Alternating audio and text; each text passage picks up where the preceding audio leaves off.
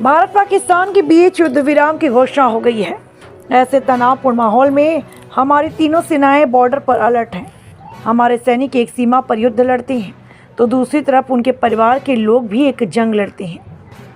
तनाव और डर के माहौल के बीच देश की आन बान व शान के लिए अपने परिजन को बॉर्डर पर भेजना इतना आसान नहीं होता। रायबरेली में पूर्व विधायक स्वर्गीय अखिलेश सिंह की बहन पूनम सिंह, जो कि पूर्व आर्मी ऑफिसर की पत्नी होने के साथ साथ उस बेटी की मां भी हैं जिस बेटी का पति सियाचिन बॉर्डर पर तैनात है। पूनम सिंह कहती हैं उनके पति ने देश की सेवा की। कारगिल युद्ध में उन्होंने उस मंजर को देखा जो मंजर आज उनकी बेटी देख रही है। उनके दामाद आर्मी में मेजर हैं और वे इस दुनिया की सबसे ठंडे युद्ध क्षेत्र सियाचिन बॉर्डर पर तैनात हैं। जब से भारत पाकिस्तान एक दूसरे पर हमले कर रहे हैं तब से परिवार में तनाव का माहौल है, लेकिन दूसरी तरफ एक देशभक्ति की भावना भी है। हमने अपने चहेतों को सीमा पर युद्ध के लिए भेजा है। पूनम सिंह ने आज अपने संदेश में कहा, मुझे यह बताते हुए बड़ा ही हर्ष हो रहा है कि हमारी तीनों सेनाओं के शौर्य के आगे पाकिस्तान युद्ध विराम के लिए घुटने टेक दिए।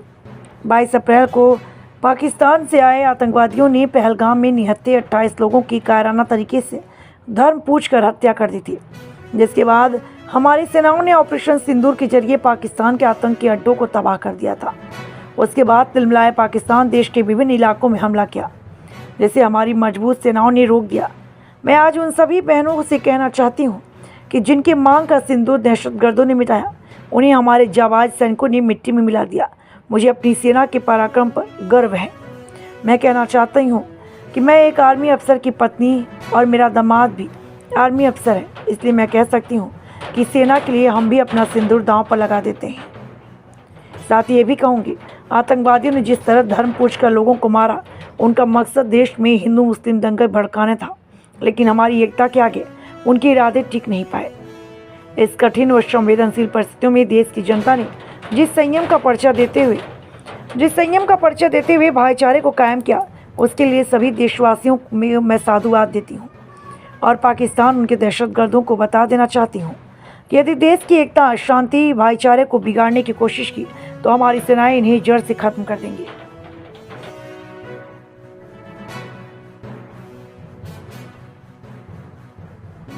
जी, भारत पाकिस्तान के बीच युद्ध विराम की घोषणा हो गई है, इसका क्या कहना है? मैं यहाँ पे ये कहना चाहती हूँ कि जो भारत और पाकिस्तान के बीच में जो युद्ध विराम की घोषणा हुई है, उसके हमारी भारतीय सेना के पराक्रम और शौर्य के सामने उन्होंने युद्ध विराम के लिए अपने घुटने टेक दिए हैं। इसमें हमारी भारतीय सेना का बहुत बड़ा योगदान है।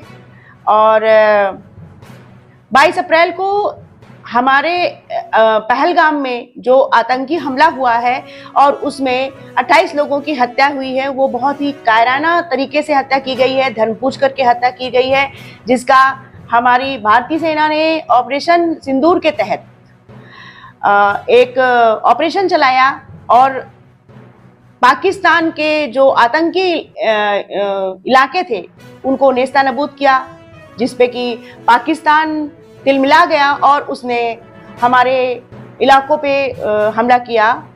हमारी सेना ने उसका मुंहतोड़ जवाब दिया और आखिर में हमारी जाबाज सेना के सामने उनको घुटने टेकने पड़े। सबसे बड़ी बात तो ये है कि जो ये हमला उन्होंने किया वो हमारे देश की अखंडता को एक तरह से नुकसान पहुंचाने का काम किया था। उनका इरादा था कि इससे हिंदू और मुस्लिम झगड़े होंगे, हिंदू और मुस्लिम दंगे होंगे, जो कि हमारे देश की जनता ने बहुत समझदारी के साथ में इस मसले को सुलझाया और उनके इरादों को विफल कर दिया। मैं अपनी उन बहनों को जिनका सिंदूर इन दहशतगर्दों ने मिटा दिया था, उन दहशतगर्दों को हमारी भारतीय सेना ने मिट्टी में मिला दिया। इसके लिए आप क्या कहना चाहते हैं? मैं एक आर्मी ऑफिसर की वाइफ हूँ और मेरे दामाद जी भी एक आर्मी ऑफिसर हैं।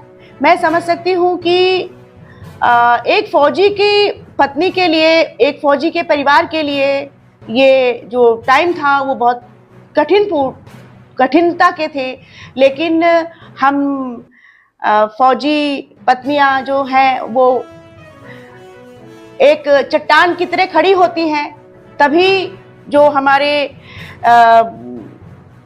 फौजी भाई हैं वो जा कर के सरहद पर लड़ते हैं, इस देश को सुरक्षित रखते हैं। मैं इतना कहना चाहती हूँ कि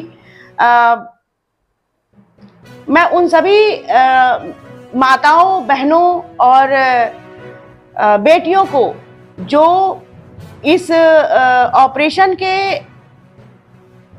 उसमें मानसिक रूप से और जिनको एक तरह से देखा जाए तो जिनके पति सरहद पे थे, उनके लिए मैं हमेशा नतमस्तक रहूंगी, क्योंकि वो जो उनका जो बलिदान होता है वो बहुत महत्वपूर्ण होता है, जिनसे इस देश के लिए हम ऐसे वीरों को तैयार करते हैं, जिनकी ताकत से ऐसे वीर उत्पन्न होते हैं कि इस देश की रक्षा करते हैं। बस मैं और यही कहूंगी कि हमारी इस विषम परिस्थितियों में इस भारत की जनता ने जितना संयम और शांति से काम लिया है, उसके लिए बहुत बहुत साधुवाद है। और मैं इतना चाहती हूँ, इतना है कि हम इस देश की रक्षा के लिए अगर हम औरतों को भी अगर आगे आना पड़े तो हमें आना चाहिए, और हमें अपने देश की सुरक्षा के लिए कोई भी बलिदान करने के लिए तैयार रहना चाहिए। मैं अब यहीं पे विराम देती हूँ। धन्यवाद।